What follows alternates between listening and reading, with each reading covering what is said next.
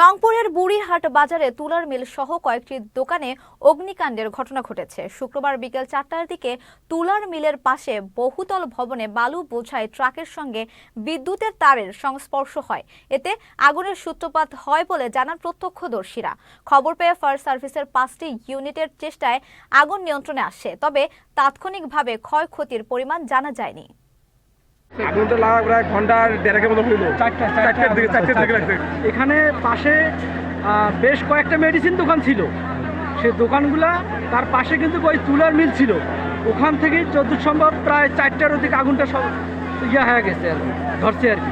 দোকানের সামনে থেকে দেখলাম একটা তার বাস্ট হইলো। বাস্ট হওয়ার পরে কিছুক্ষণের মধ্যে আগুনটা ধরা শুরু হয়ে গেছে। তারপর লোকজন পালা হয়ে গেল। তারটা এই মানে বড় এয়ার মেন তারের সাথে একসাথে অ্যাডজাস্ট হয়ে মানে একটা বাস্ট মানে মাইনাস প্লাস সময় বাস্টটা হওয়ার পর ওই মানে আগুনের ফুটকানি না কি একটা মনে হয় তুলার মিলে গেছে।